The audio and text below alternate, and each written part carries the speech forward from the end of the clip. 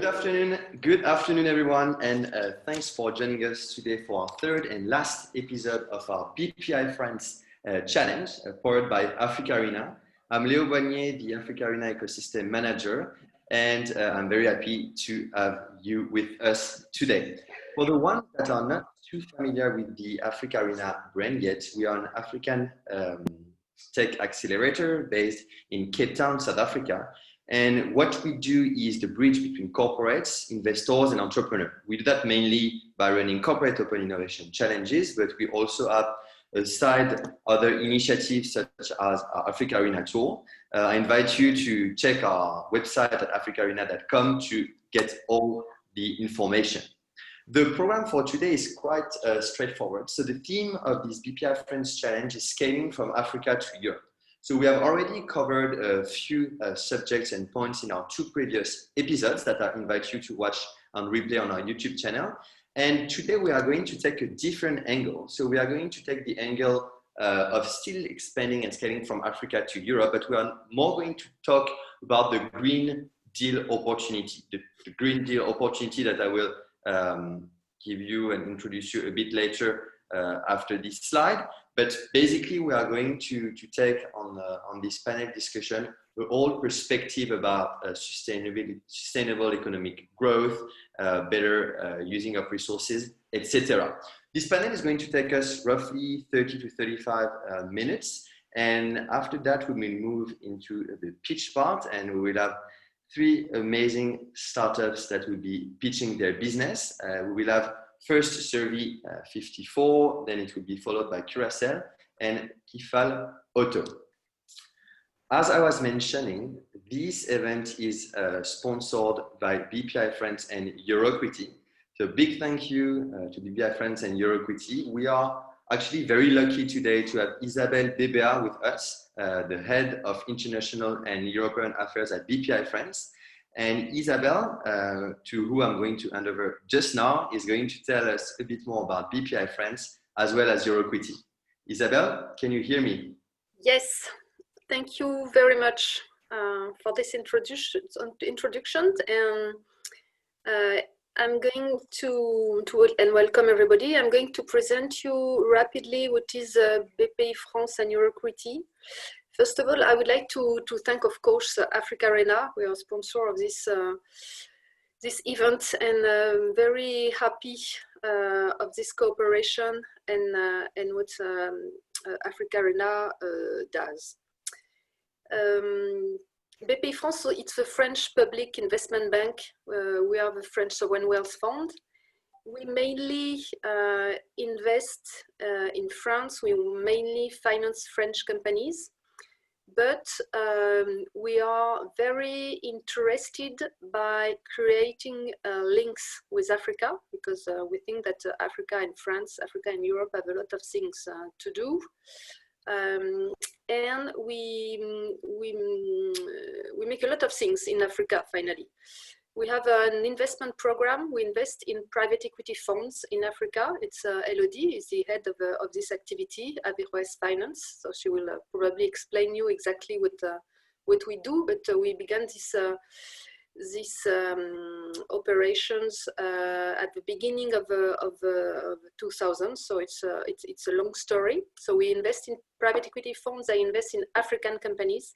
And what we try to do is to connect those African companies with French companies. We also finance public or private institutions, companies that want to buy French products. So we make export credit. So we also lend money to African actors. We invest in Africa, and we also lend money to African actors. And of course, last but not least, we have this platform called Euroequity, and it's especially Euroequity, which is a partner of AfricArena. And Euroequity, so it's a digital platform. The objective of Euroequity is to connect innovative companies to corporate and investors. The activity of Euroequity began in France, but now Euroequity is connected all over Europe, and more than half of companies that are on Euroquity are Europeans and not French.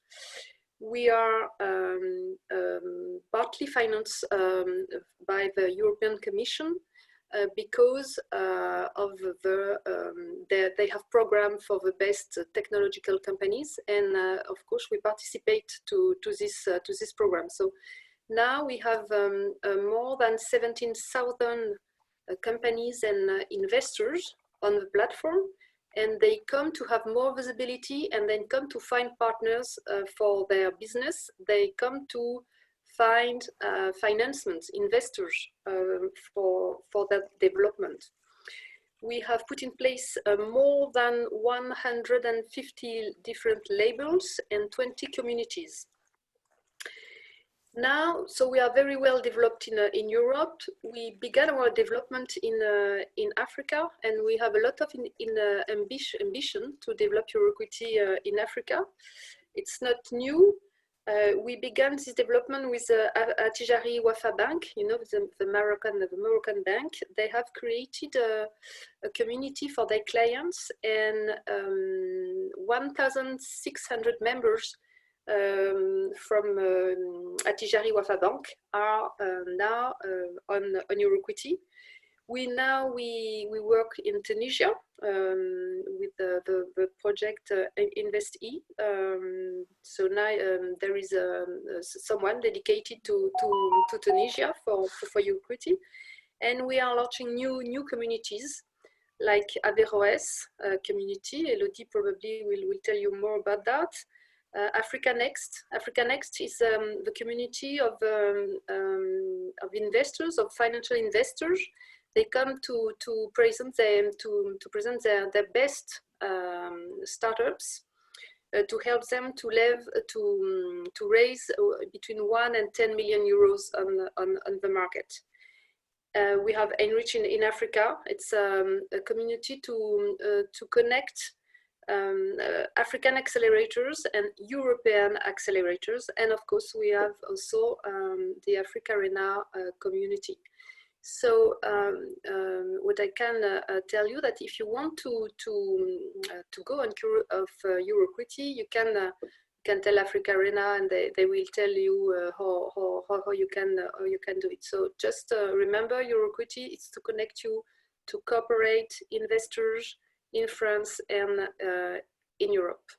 Thank you very much, and have a good panel. Thank you very much, Isabelle, for this introduction and detail about Euroquity. So yes, you can definitely join the AfricArena community on Euroquity, and we'll be welcome to have you there. Just for the ones that are joining us from Facebook and YouTube, so this Zoom webinar is actually broadcast through our different channels on YouTube and Facebook.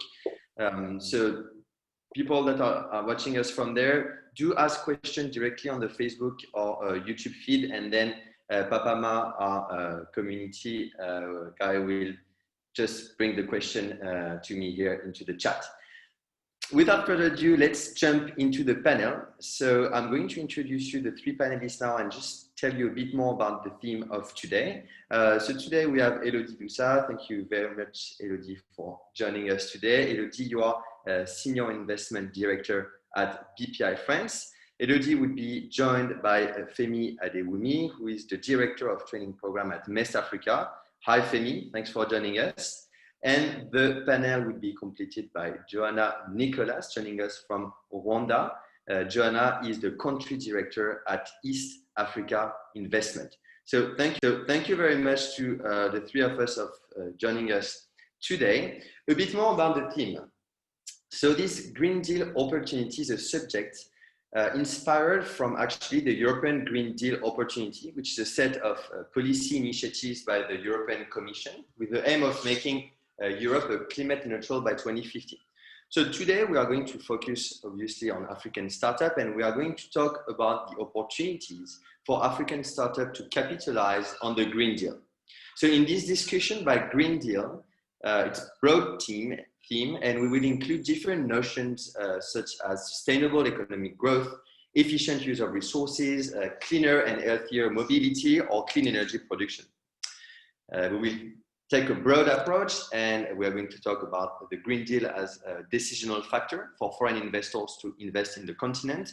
We are going to talk about the opportunity for African startups to expand to Europe, as well as the importance to develop a cleaner and more efficient solution for transport, cooking, or energy.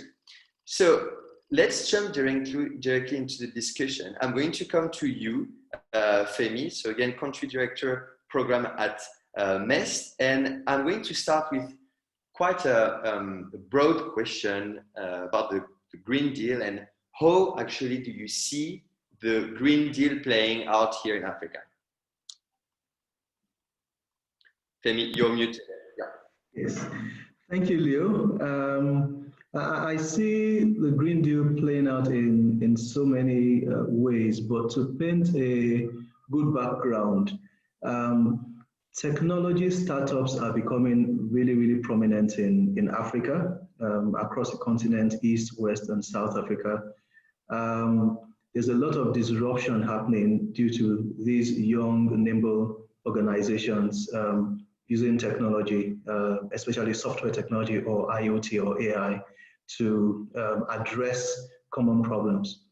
Now, specifically for the Green Deal, there are a number of startups coming up in different sectors where the Green Deal is of interest. For example, in food sustenance, I am aware, for example, of some startups that are trying to disrupt the supply chain in food, in the food industry, trying to reduce the middleman, for example, and help farmers earn more from their farm produces, and of course, if farmers earn more, then we improve the sustenance in that industry.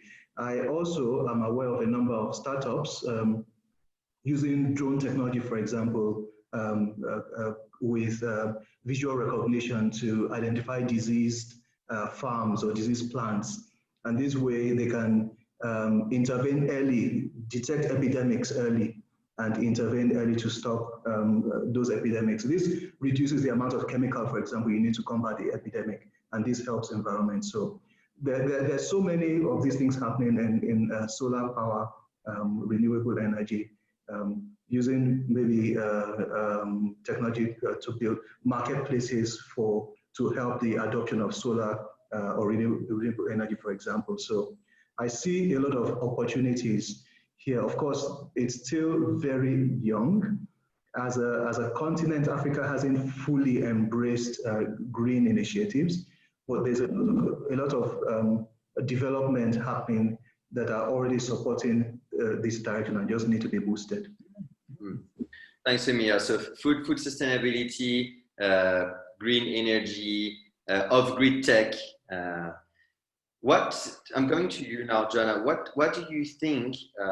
So still staying on this, how do you see the Green Deal playing out in Africa? So you're based in Rwanda.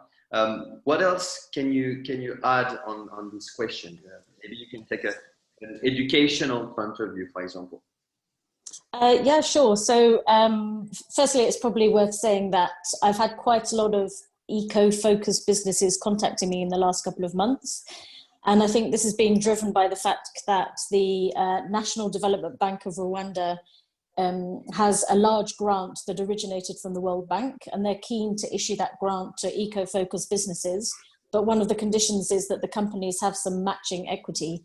So it's a great opportunity for us because we're able to support businesses that are receiving quite a large sum of money. And with our contribution, they reach the amount that they need in order to,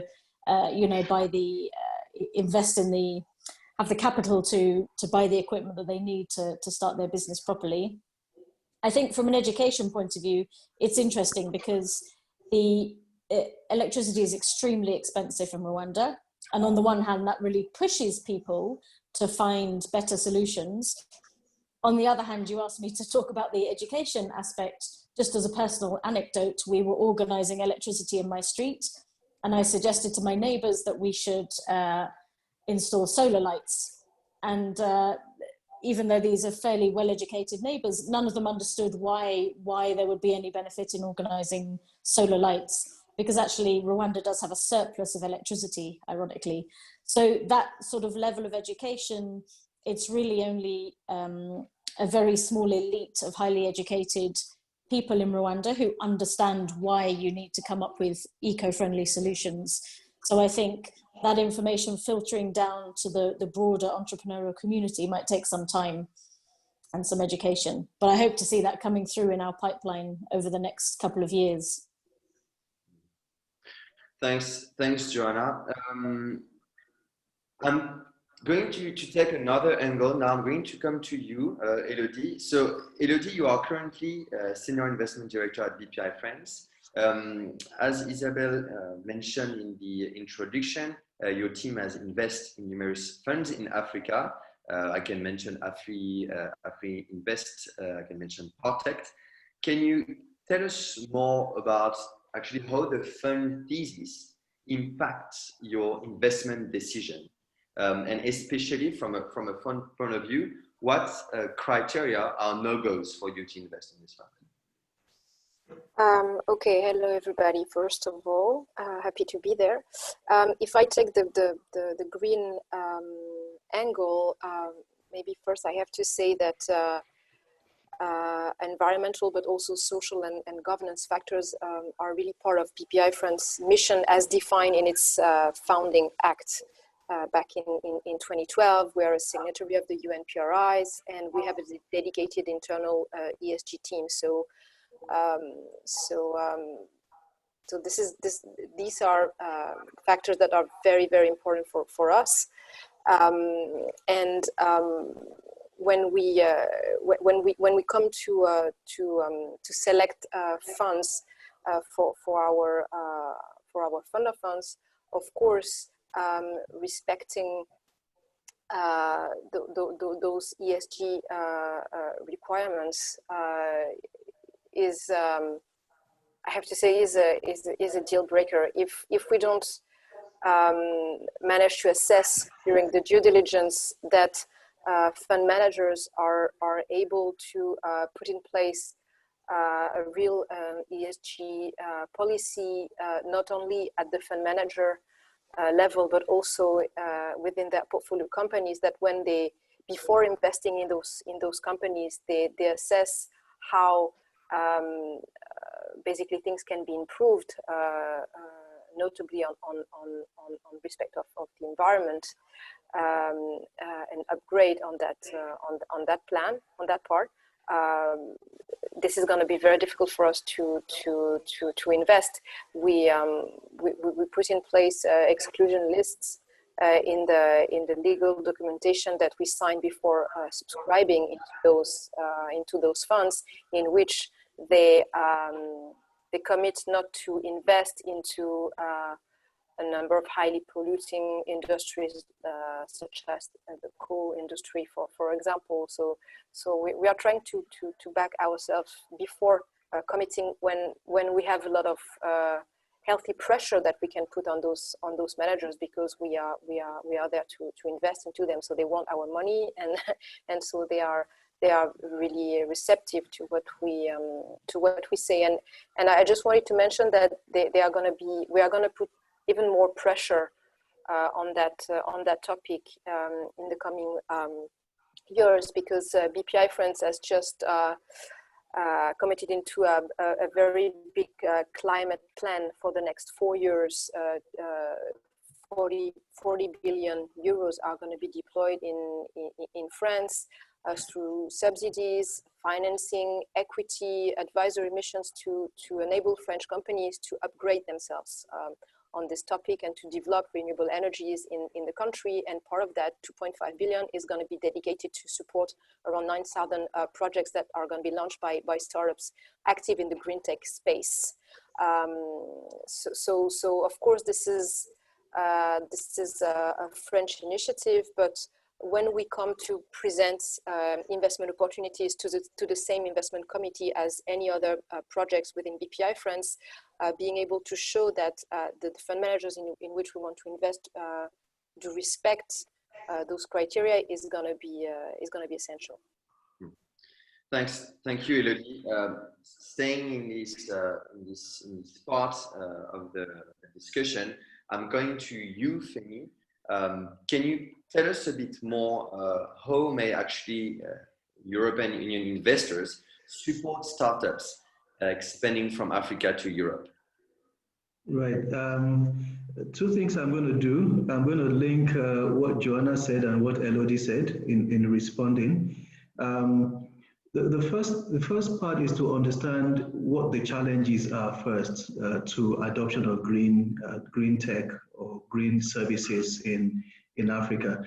And following what Joanna said, I think the most basic roadblock is information or awareness. Because there's no awareness, there's no demand for those services.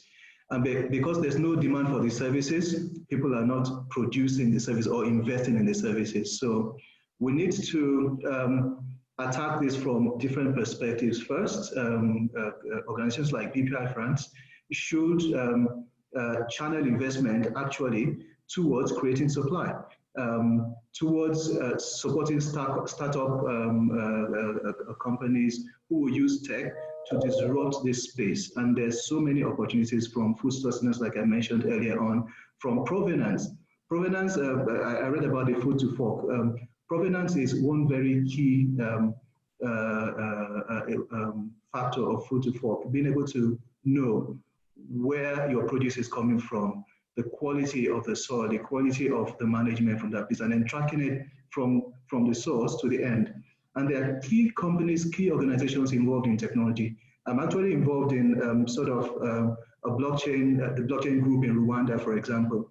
And these are the kind of things that blockchain addresses, and there are many companies that are looking into this space. So supporting startups, looking for young companies that are into this space, and giving them the necessary funding. And funding does not just come only in money, but in the support in entrepreneurship to learn the skills, first of all. So we have the technology, but how do you take that technology to the market? How do you manage your processes, your systems, so you can scale? So this sort of support, and I think working with accelerator programs, especially to channel this resource, to develop the startups to both create the product and then scale the product across Africa and into Europe. I think this is where investors can play a huge role. Thanks, Femi. Joanna, would you like to add something on Femi's contribution regarding the roadblocks? What roadblocks actually do you see mitigating against the adoption of green initiatives, for example? So I guess obviously I reinforce what Femi said about education, which is the biggest one. But I think a second one is actually supply. So even if you're working with an eco-focused company, for example, I met recently a company that is working on using Internet of Things. So they've attached sensors to various pieces of equipment in banks, for example, in order to monitor the electricity usage. It's a great idea, and it's an idea that could be exported to Europe. I'm sure it's already being done in some places, but the components that they have to buy in order to make that, even though it's a small amount of hardware, there's no manufacturing facilities for that hardware in Rwanda and I believe in East Africa. So unfortunately, they're still dependent on importing hardware from China or the USA, which obviously negatively impacts their costs, unfortunately. So I think that sort of thing can be a problem, even if they can focus on developing the software and just developing the business and understanding how to run it as a profitable business. There's always this handicap of having to get pieces from outside the continent. So I think that's the biggest challenge that I see at the moment. Same for solar, etc. Okay. Yeah. Thanks, Joanna. So definitely it reinforces Femi contribution. Femi, just quickly before going back to Elodie, can you just tell us a bit more also regarding the vehicles that you see as viable options to drive adoption of green initiatives, except obviously the different programs that you can have and the education business? Yeah. I think, first of all, to again understand the African ecosystem, the wave of development now that we're seeing in Africa is coming through the startups, because the startups are nimble. They are young people usually. They bring technology to disrupt legacy spaces, and a great avenue to help the ecosystem is to actually support accelerator programs, either support or create accelerator programs that nurture these startups, that support these startups to create the product, to take their product to the market and get product market fit, and then scale the product. So working with accelerators, I think, is the big win, because accelerators can get to the grassroots. So if you are able to find and support or create accelerators in every locality, every region, you actually bring this impact right to the grassroots, and the rate at which we will see the change in adoption, in impact, will be significant, because we know that SMEs drive most economies, and startups, tech startups, are actually a faster growing segment of the SME space, and we already see their impact in Africa, and I think supporting their growth is the key winner for the Green Deal in Africa. Thanks for this clarification. Elodie, I'm coming back to you. Just to switch a bit the discussion here. Going back to a perspective of funds investment. Can you tell us how when Bpifrance was investing in funds throughout the continent, how can you make sure that the funds respect its obligation at least from a green perspective? Sure. I have to say that as investors, we have quite a lot of power. Like I said before, without the investors, fund managers cannot deploy money and cannot support companies, so they are there for the long term with us. And of course, they listen when we talk about important deal breakers, as far as we are all concerned, and respecting ESG criteria are part of those deal breakers. So they, first of all, they are usually pretty receptive, and of course we put some healthy pressure on them, but they are also aware of all the benefit they can gain from pushing their portfolio companies on that way, and then to really make sure that they respect their obligations. Well, I mentioned before the exclusion list that is part of the legal documentation that we sign before subscribing. So those fund managers are legally bound to avoid investing in a number of highly polluting industries, for example. Then, of course, we have regular contacts with those fund managers. They do report to us on a quarterly basis. We do on-site visits as well. I remember, for example, visiting before we back in the days when we were able to travel in Madagascar, a paper producer, and they were happy to show us how they were able to recycle papers and also the ink on those papers behind the factory, and that were things that had been put in place thanks to the request of the fund managers.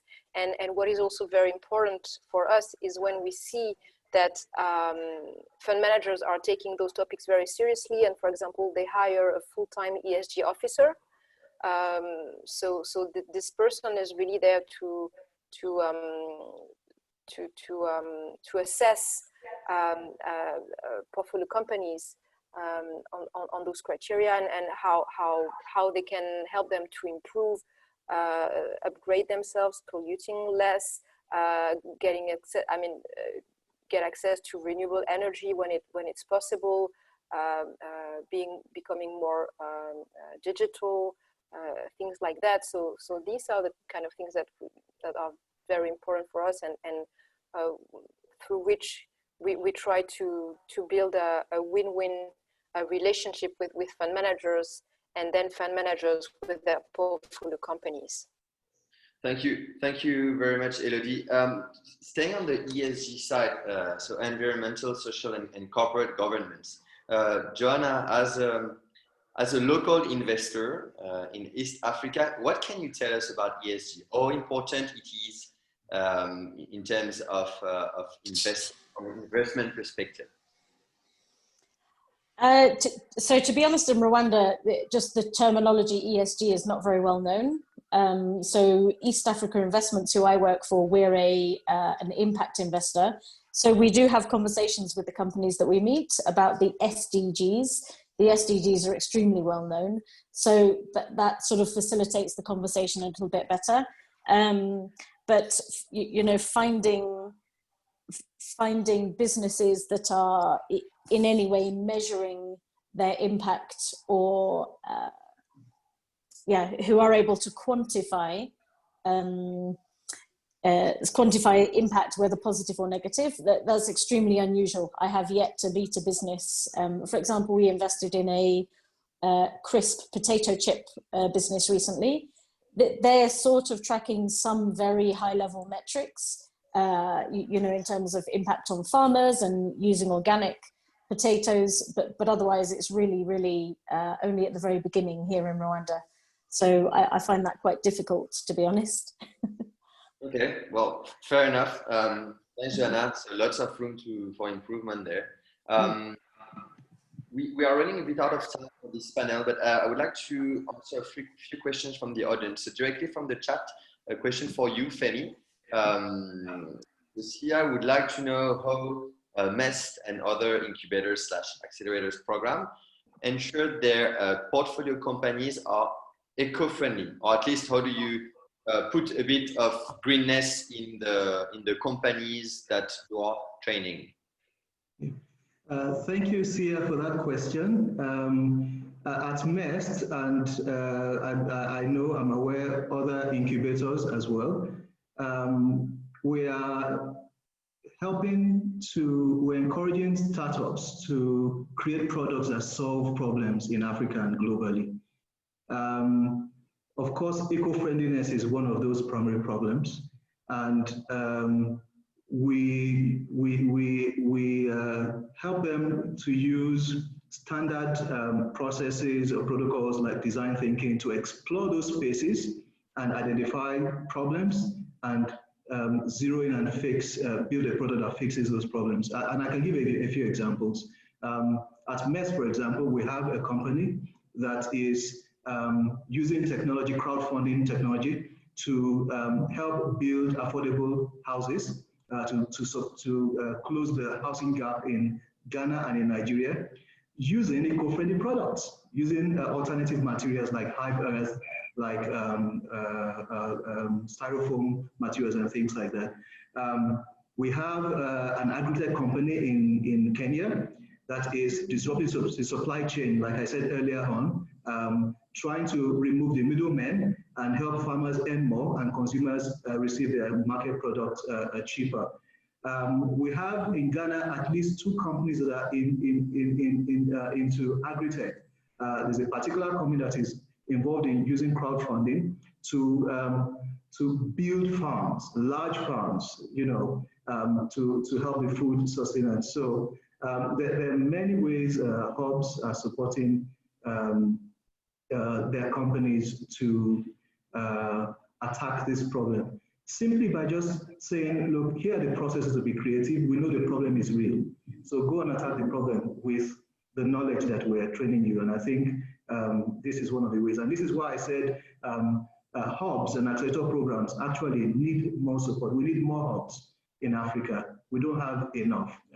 There are not enough MESTs. and the MEST can do more also with a lot of support. So I'm looking forward to opportunities to invest in hubs and accelerator programs so that we can do a whole lot more, create more companies that are tackling these problems. Thank you very much, Femi. We have time for next track question. So we got a few questions here from Facebook regarding the Rwandan ecosystem. So I'm going to come to you, Joanna, and it's going to be a short answer, I think, and then maybe we can also take the question that we just got from the chat here. So first question, Joanna. So we have an informed person in the audience that is looking at the Rwandan ecosystem, and so it looks like Rwanda is going to act its Startup Act, as Tunisia and Senegal did already. So what impact can you hope on the clean tech startup activity? Yeah, good question. So work on the Startup Act only began literally a couple of weeks ago. So we're still in the phase of brainstorming, those of us who are involved in the startup ecosystem in Rwanda. Probably it's worth saying that the ecosystem has transformed quite a lot over the last 2 years. There's tons of players now very active in trying to support startups in Rwanda. So the Startup Act would be legislation that hopefully will push things forward. I think I'm hoping one of the biggest benefits will be some kind of alignment in legislation. We have sometimes some contradictory legislation. As a non-eco example, Rwanda really does a great job of encouraging foreign entrepreneurs to come to Rwanda to use it as a nursery, if you like, to test their startup ideas. But at the same time, immigration won't let people have a visa if they don't rent an office and have a sign outside. So they can't use a working space, a co-working space, or be in an accelerator, you know, a hub kind of office, because they can't get a visa. So I think that kind of alignment between environmental regulation, which is pretty good in Rwanda. You probably know Rwanda is famous for being one of the earliest countries to ban plastic bags, which we're all very proud of. And single-use disposable bottles are also likely to be banned very soon as well. So I hope we'll start to see some kind of closer alignment between general legislation and supporting startups in Rwanda. Yeah, definitely. I think we need, I think the whole continent, but also the whole world needs more initiatives going towards restrictions of use of disposable plastic for sure. At least I agree on this point. So we have a last question that I would like to take.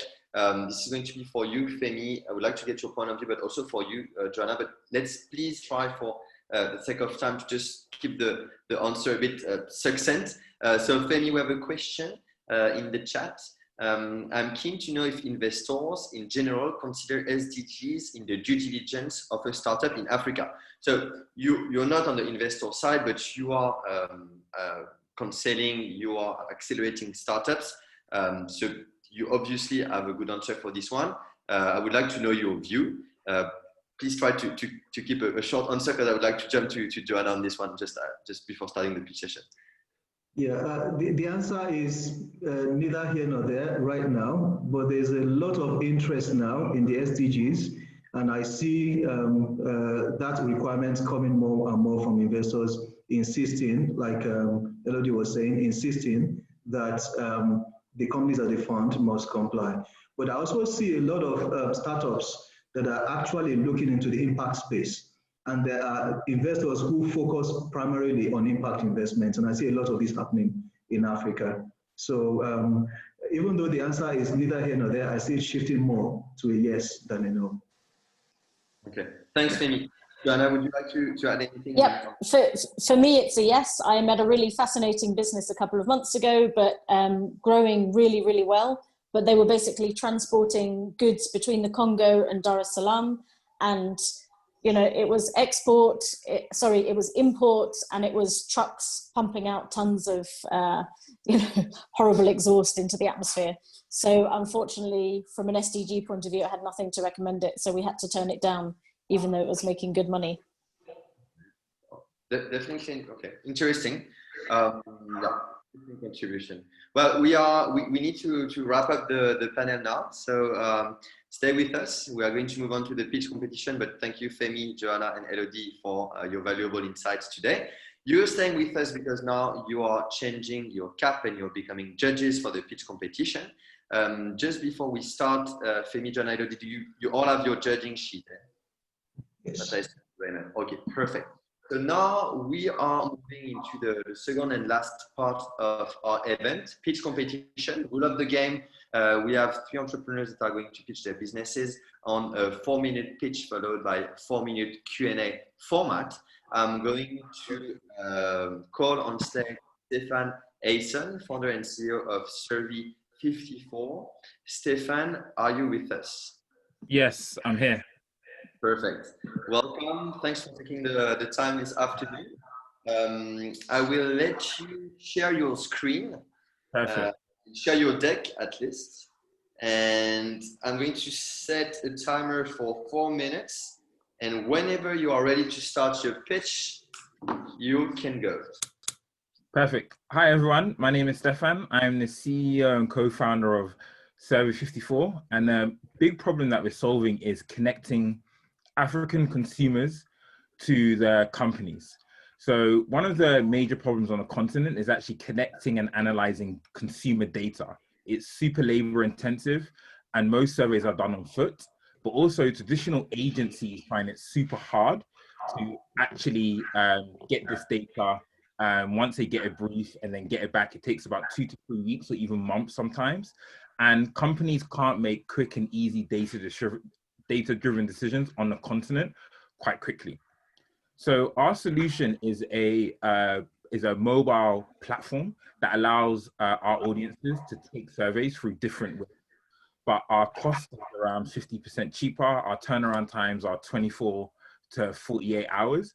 And we use a smart system and a smart technology to actually analyze the data that's culturally relevant to that country. So if you're doing a survey in Nigeria, we analyze the data from that context as well. This is how our platform looks like. So we have a mobile app, but also different ways in which we reach the respondent, which they can answer surveys.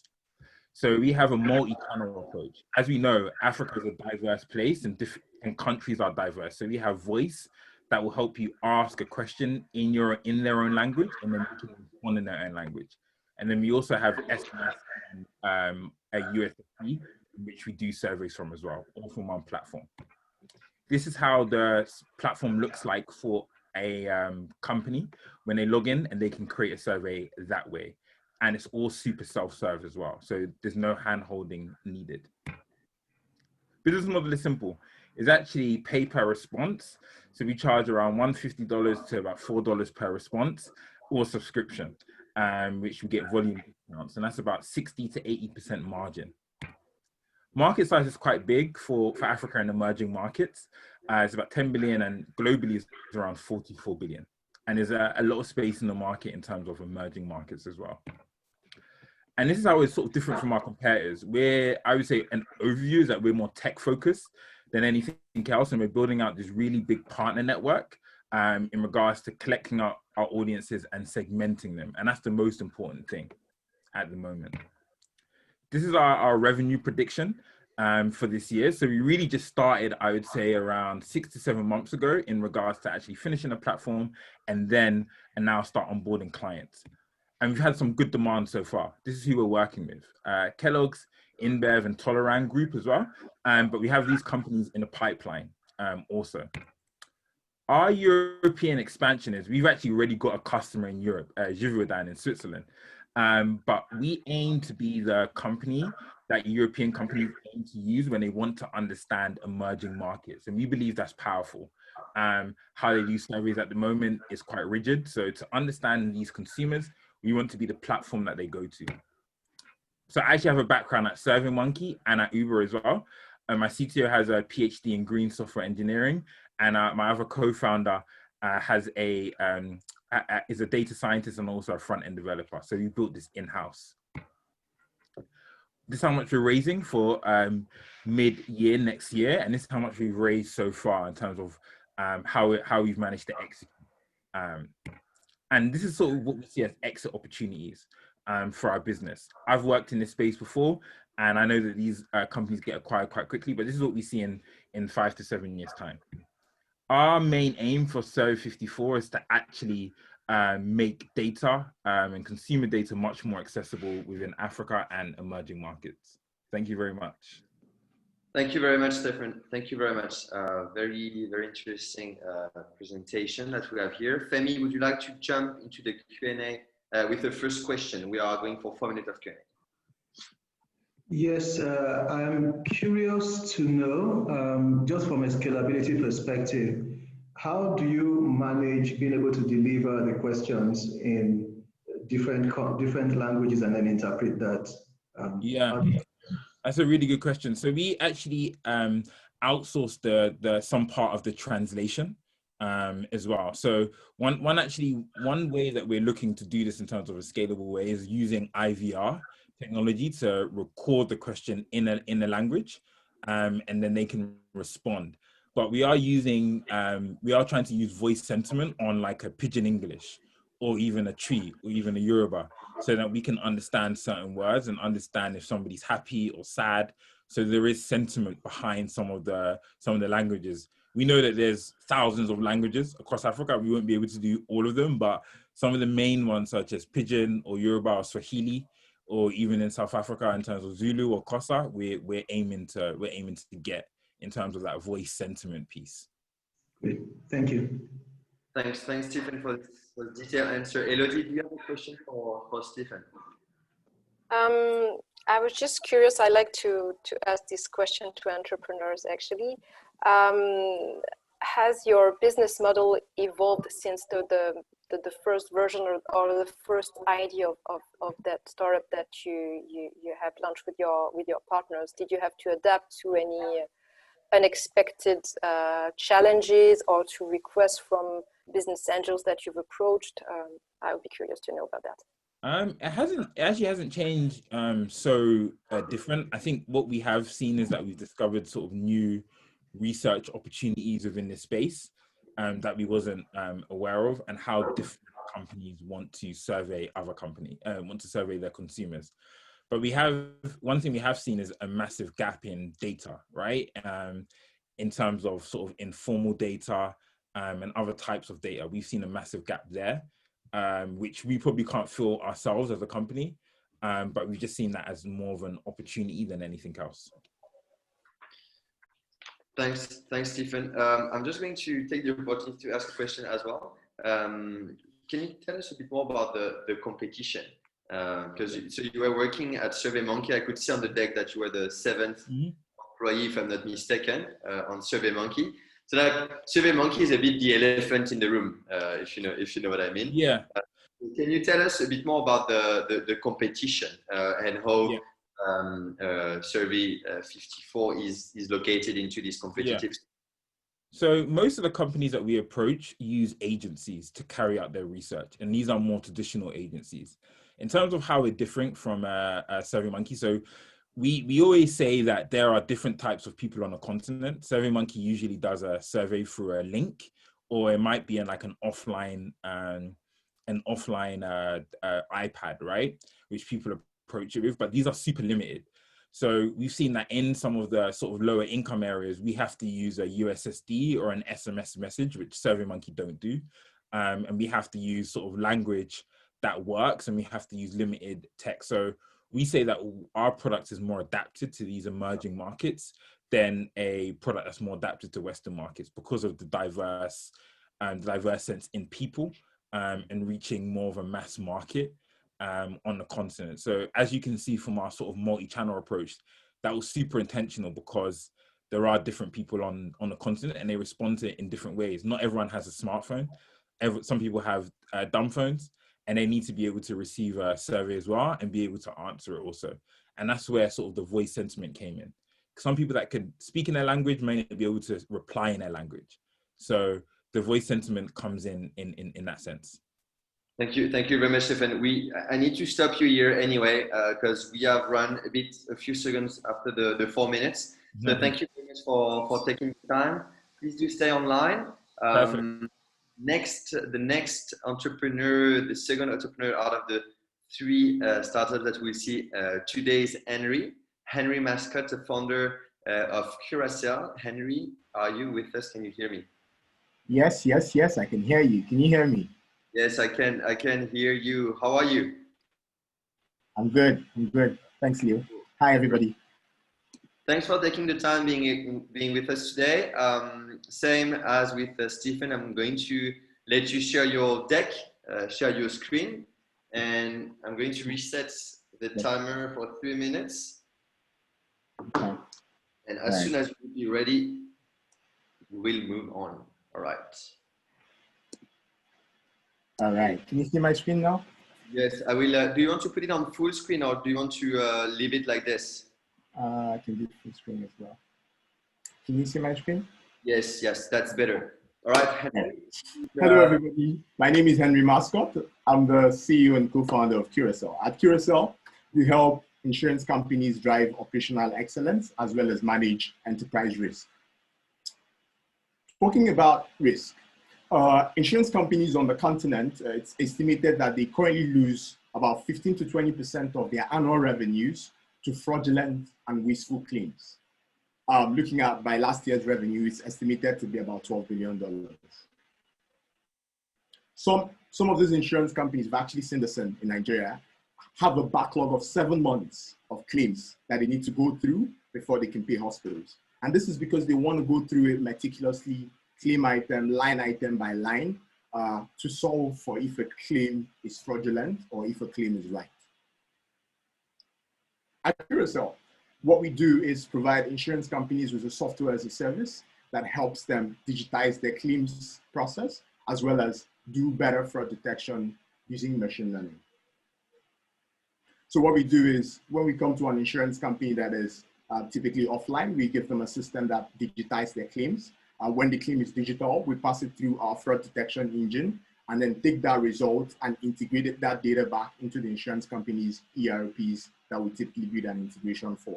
And then we also have extra tools solving for different fraud use cases, making sure that the patient went to the hospital and all that kind of stuff. The fraud market is a claims management and fraud detection market is a very big market. In the global market, it's about $23 billion. In the African market, somewhere around $1.2 billion.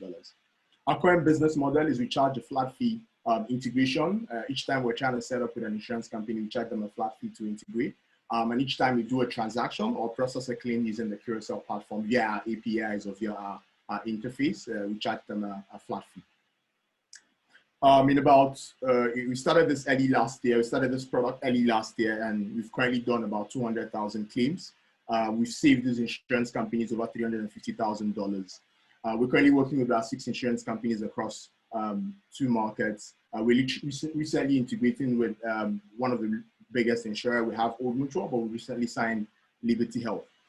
In some of our countries as well, we're in Nigeria, at least we're in about 500 hospitals, managing about 300,000 patient records.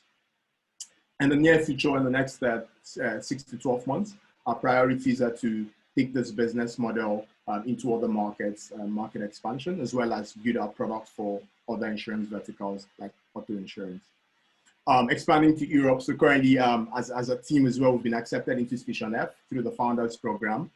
So we're moving. So one of my co-founders is in Paris at the moment. So we're looking to get into the European market.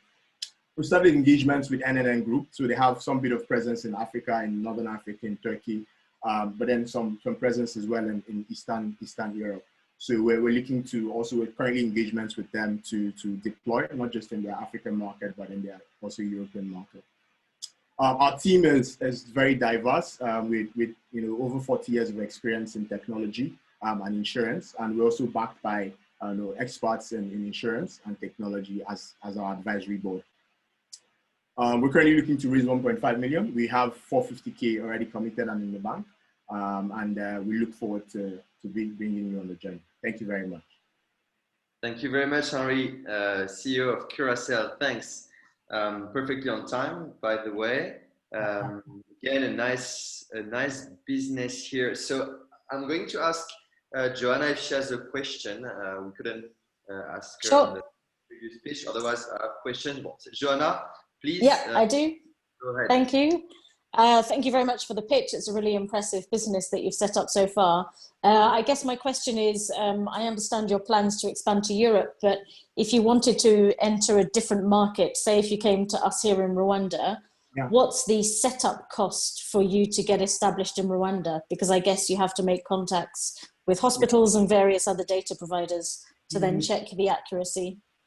Yeah, so what we do is, we're purely a software as a service business. So we currently, with our solution, we have two models, but both of the models are totally SaaS based. So we can onboard anybody from anywhere in the world without being physically present. So we signed up our guys in Uganda, Old Mutual, did the integration all remotely without having to be physically. I haven't been to Uganda yet. So our first value proposition is we help you digitize your claims value chain. So again, software that you provide to your partners, the hospitals, and they log in. So we don't go there to do anything. So a lot of our training and onboarding is all online. So we have a success team that comes on and trains the hospitals.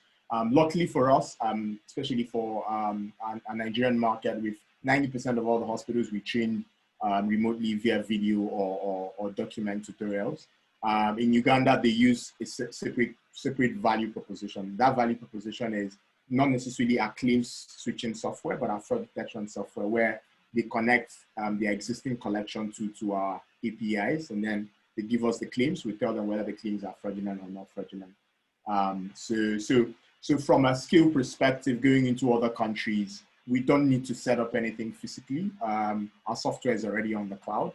We only need to have people physically in a certain country to do sales, maybe for very big clients, account management. Yeah.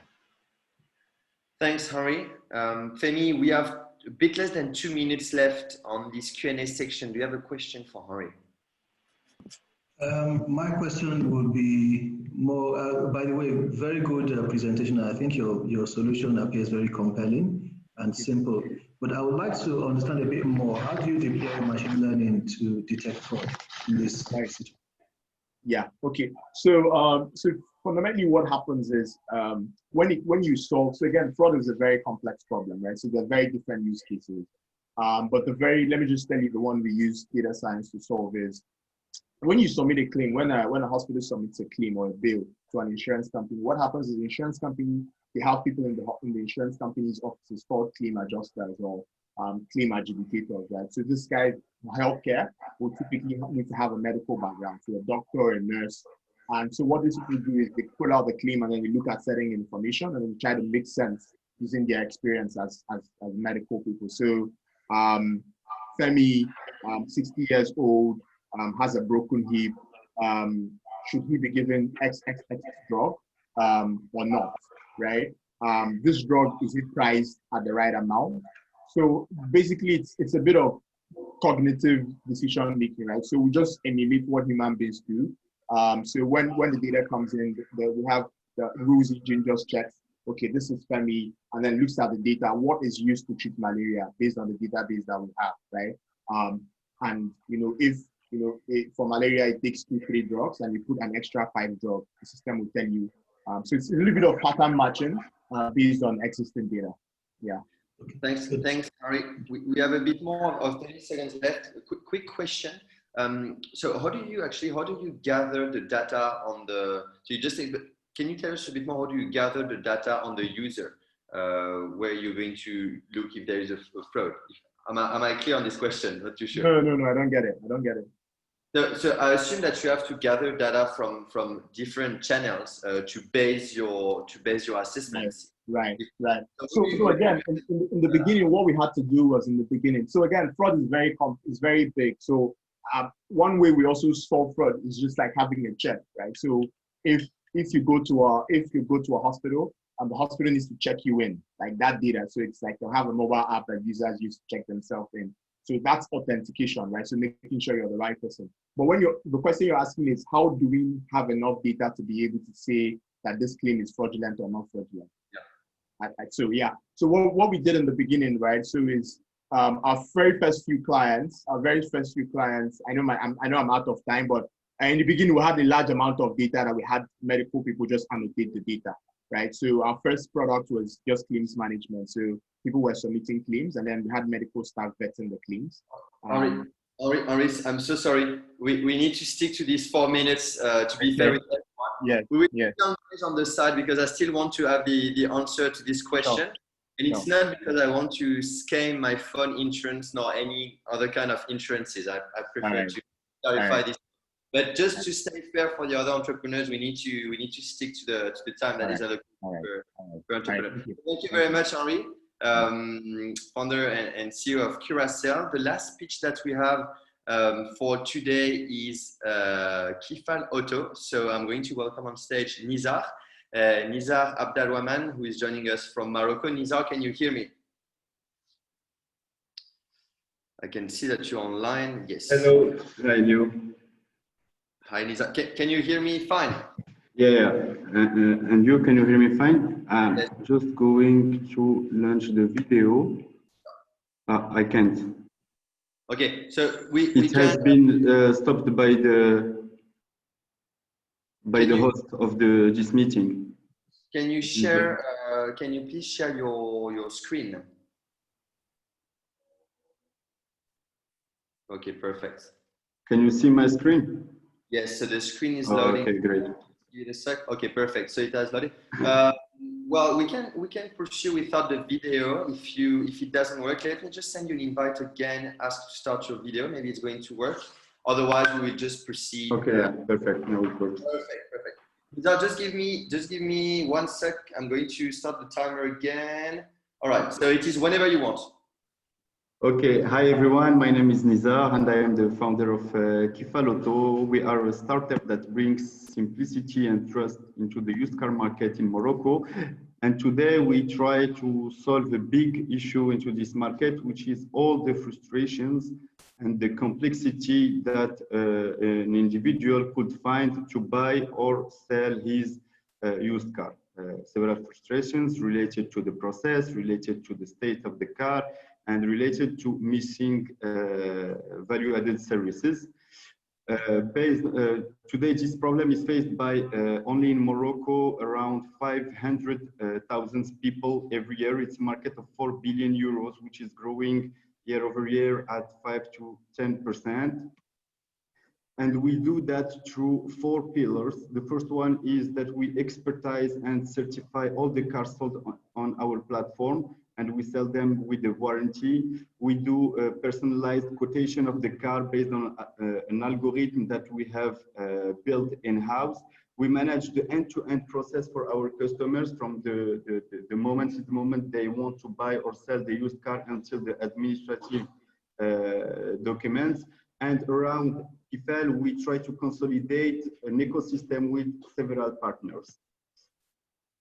Basically, in comparison with the competition, we try to take the best from web marketplace or website, classified websites, and the added value deployed by the dealers related to the trust and related to added value services. And we are enrolled in a worldwide transformation with the success stories in other countries, like in France, Brazil, United States, of course, or in the Middle East in Dubai. Today, our business model relates on 3 ways of revenues. We take commissions of sales. Each car sold through our platform, we take 3% commission fees. We take some revenues also from our partners. For example, when we cross-sell an insurance or when we cross-sell a credit, our partners give us from 2 to 10% of the value of the turnover generated. And we do service fees. For example, we offer our car check service in standalone, and we bill it $30 per operation.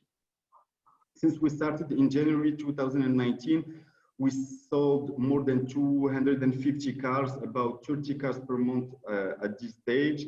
We manage operations in 4 cities in Morocco, and we build an ecosystem with strong partners in insurance, finance, operations, and business. For example, with Avito, which is like Le Bon Coin in France, who sell our car check services directly through his website.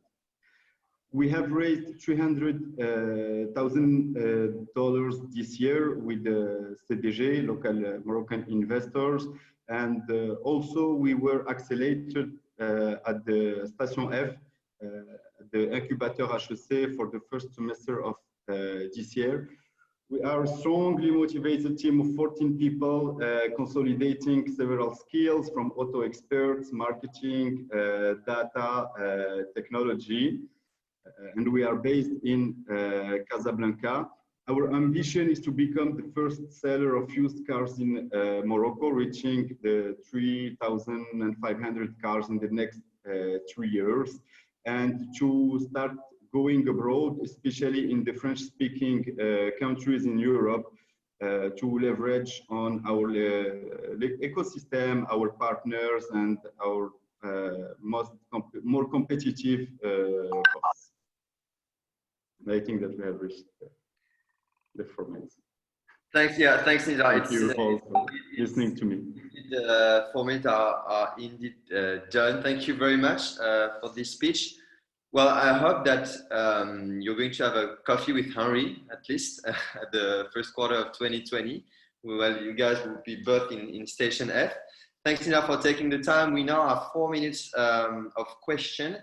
I'm going to open the floor. I'm going to hand over to Joanna to see if she has a question. Otherwise, I will jump myself with the question. Joanna?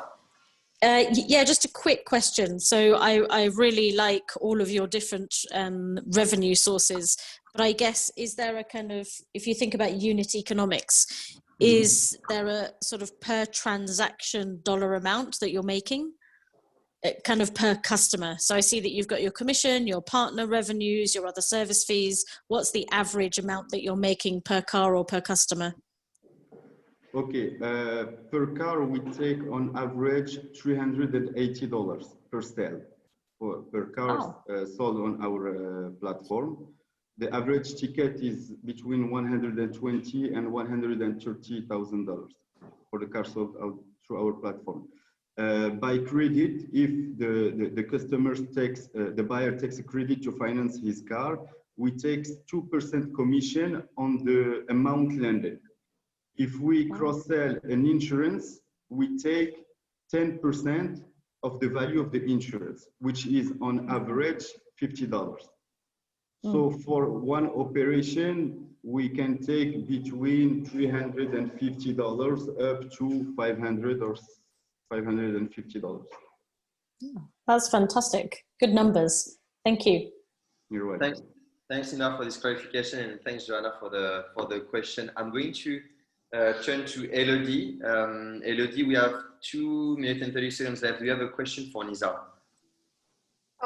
I was just curious to know a bit more about the competition, and especially when it comes to settling in Europe, and notably in France.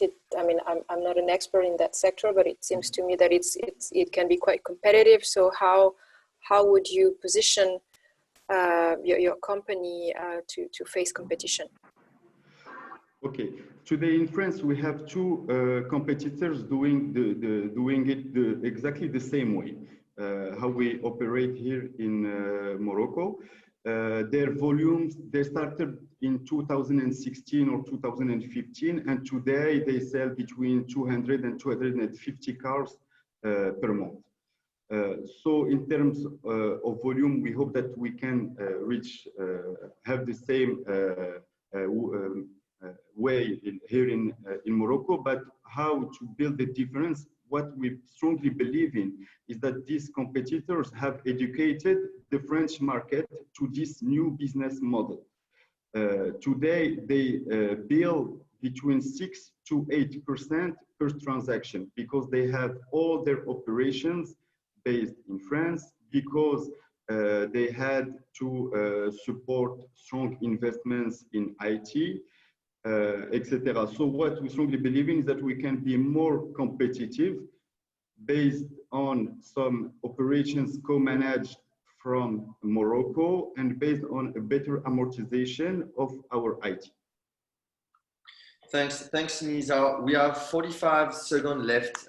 Femi, I would like to hand over to you from from your perspective, do you have a question for me?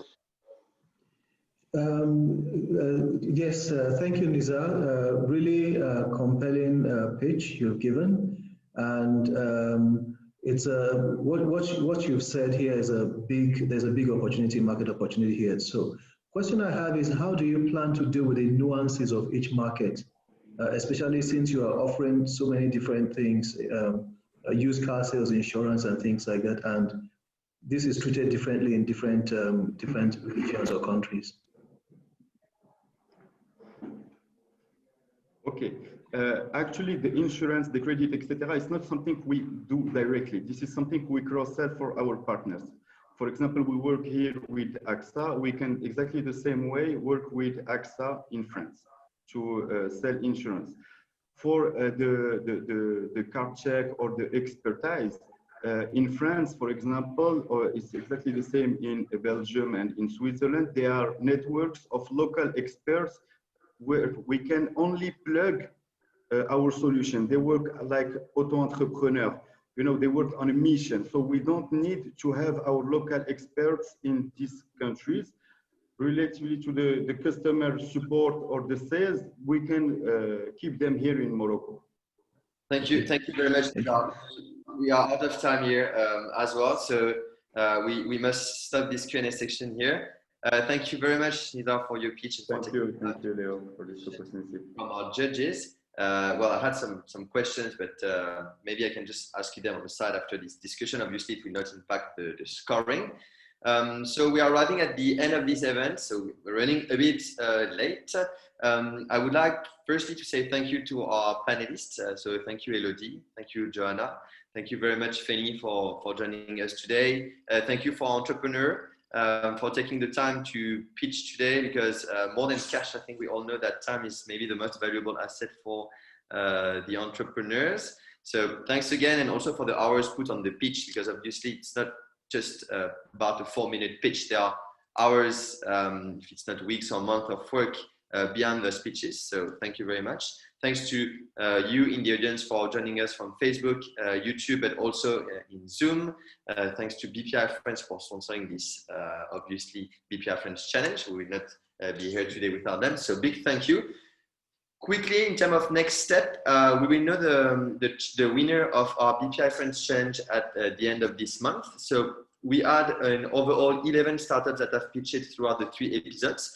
So the 3 finalists will be among these 3 entrepreneurs. We'll be communicating that at the end of the month through our different social media platform. Not going to take too much of your time of this afternoon. Thanks again. And yeah, stay tuned to our social media platform to know more about our next event. And I wish you a very nice afternoon and hope to see you soon again. Bye, everyone. Thanks. Thank you. Bye.